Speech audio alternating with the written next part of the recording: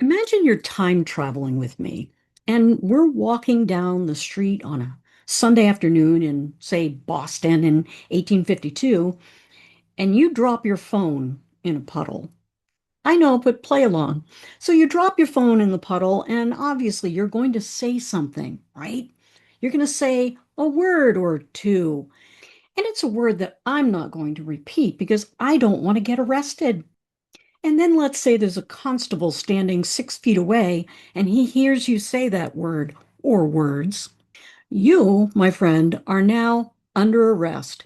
And I don't know who you are. I've never met you before in my life. No, I was not with that person. That's right. I'm throwing you under the bus or the carriage because there weren't any buses in 1852. But anyway, welcome to the 19th century where the law had opinions about everything, including what came out of your mouth, how you spent your Sunday afternoon, whether you were standing still in a manner that displeased someone. So today we're going to look at 5 things that could get you arrested in the 1850s in New England. And I want to reassure you that you would not be alone because there are at least 3 of these things that would get most of us arrested by noon on any given day. Reason number 1, profane swearing. You know who you are.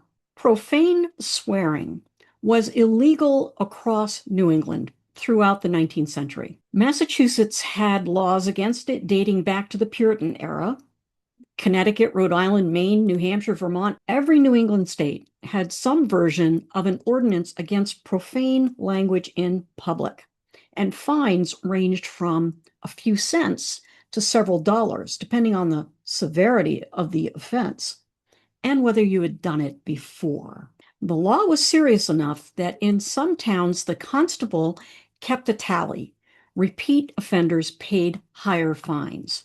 And in particularly devout communities, the list of forbidden words was considerably longer than you might expect, extending well beyond the obvious candidates to include taking the Lord's name in vain in any form, cursing in the general direction of another person. And what one Connecticut ordinance delightfully called language unbecoming a Christian. Language unbecoming a Christian.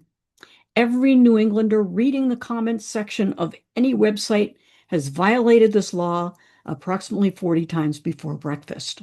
Number 2, thing that can get you arrested in 1850, traveling for pleasure on Sunday. Now, growing up, my family used to go for a Sunday drive. It was a way to get out of the house, maybe stop the kids from squabbling. Not me, of course, I was an angel. But in 19th century New England, it remained in law, if not always in practice, a day of rest, worship, and absolutely no fun.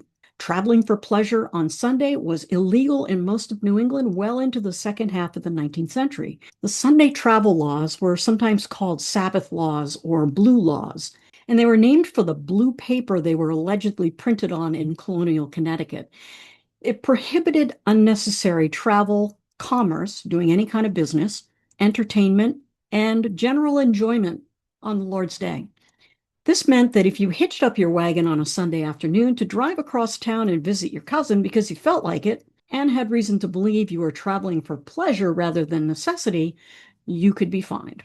Now, the exceptions were narrow. You could travel to church, you could travel in a medical emergency, you could travel because your barn was on fire. Traveling because it was a beautiful Sunday and you wanted to see the countryside was not.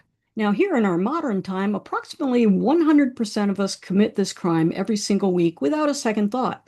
The Sunday drive is an American institution. In 1852, it was a misdemeanor. Number 3, getting you arrested in 1850s. Common railing and brawling. You're going to love this one. This one sounds medieval, and in some ways it was. Common railing and brawling was a specific legal offense in New England, distinct from assault or fighting, that covered what we might today call public verbal harassment or creating a disturbance. To rail at someone was to berate them loudly and abusively in public. To brawl was to engage in the kind of extended public argument that disturbed the peace of the neighborhood. The word common in common railing and brawling is the key. It meant habitual. A common railer was someone who did this repeatedly, who had a reputation for it, who could be identified as the kind of person who routinely disrupted the public peace with their mouth or their keyboard. Trolls. The offense was taken seriously because in a 19th century New England town, the public peace was genuinely fragile. A small community depended on its members keeping a basic level of civil order. A person who regularly stood in the street and screamed at their neighbors was not just unpleasant, they were a genuine threat to the social fabric. Today, of course, we would call this person an influencer and give them a verification check mark. Hashtag trolls. Number four thing that could get you arrested in the 1850s, indecent exposure. Mm-hmm. Now, before you say that one is obvious, the definition of indecent exposure in the 1850s in New England was considerably broader than it is today. Obviously, the most literal interpretation applied. The deliberate exposure of the body in public was illegal and prosecuted. But indecent exposure laws also covered behaviors that we would not recognize as exposure at all. In some New England towns, men swimming in public waterways without sufficient covering, even in designated swimming areas, could be cited. Mixed bathing, men and women swimming in the same body of water at the same time, was in many places explicitly prohibited and treated under the indecent exposure statutes.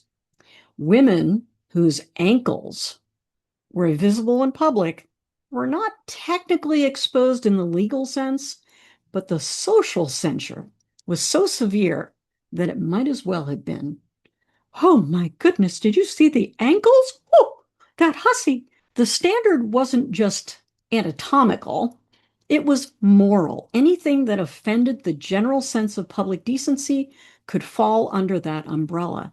And in a Puritan descended society, the general sense of public decency had a very broad umbrella indeed. Now, your typical summer afternoon at a New England beach in modern times would have resulted in the arrest of everyone present and possibly the arrest of anyone who had seen a photograph of it or, a post on Instagram. Reason number 5 you could be arrested in the 1850s, vagrancy. This one is the most serious and the most complicated. Vagrancy laws in 19th century New England made it illegal to be, in the language of the statutes, an idle person without visible means of support who wandered from place to place. To be a vagrant was not just to be poor, it was to be poor in public, to be visibly without employment, without a fixed address, without someone who could vouch for you and your purpose. Now, my husband and I spent a year traveling the country in an RV. We were, in 19th century terms, I suppose, vagrants. And every New England town had the legal authority to warn out strangers, to formally notify a person who had arrived in town that they were not welcome to stay, that the town would not be responsible for their care, and that they should move along. Warning out had been part of New England law since the 17th century, but the 19th century, it was primarily used against the poor, the itinerant, the newly arrived immigrant, and anyone else who could not demonstrate that they belonged. The vagrancy laws were used to move poor people along from town to town, from county to county, from state to state, not because they had done anything wrong in the conventional sense, but because poverty itself was treated as a form of social disorder that the community had the right to suppress. Now, in other videos, I've talked about the town farm, the poorhouse where people who couldn't be warned out of town any further would end up. The vagrancy laws are the other side of this coin. First, you tried to move the problem along. When you couldn't move it along anymore, the town farm. Now let's relate this to modern times, shall we? Profane swearing, traveling for pleasure on Sunday, common railing and brawling, indecent exposure, vagrancy. If we applied those laws in modern times, the following things would be illegal before noon on a typical Saturday. Swearing when you stub your toe, illegal. Driving to the beach on Sunday because it's a nice day, illegal. Arguing loudly with a stranger in a parking lot about the parking space, illegal, and also really wearing what most people wear to the beach, illegal, and being visibly poor in a town that doesn't want to deal with you, that one honestly hasn't changed as much as we might think. Four of these five laws strike us maybe as absurd now, relics of a more uptight and theocratic era that we happily left behind. The illegality of profane swearing seems almost quaint, although could we bring that one back? The Sunday travel law seems impossibly restrictive. The railing and brawling law seems like it's aimed at people with, shall we say, interesting neighbors. The indecent exposure law seems designed by people who have never seen a beach or dealt with hot weather before. But the vagrancy law is the one that tells us who the laws are really for. They're not for the swearer or the Sunday driver or the summer swimmer. Those laws were for everyone equally, or at least they aspired to be. The vagrancy law was for a specific kind of person. The person who was poor enough and rootless enough and powerless enough that the community could legally require them to move along and be someone else's problem. That one deserves a little more thought than the rest. I can tell you from the RV and van life community that we are seeing more and more move along laws and regulations. And sometimes those spring from incidents of humans doing stupid stuff. But there's also a whiff of the old vagrancy laws underlying those move along regulations. So I want you to remember this. The next time you drop your phone and you say a word, the wrong kind of word, the kind that is unbecoming a Christian, look around and see if anyone heard you. You'll be fine. You're not going to be arrested. The constable is not keeping a tally, but in 1852, he might have been. So as you're going about your day today, try not to do anything that would get you arrested in the 1850s.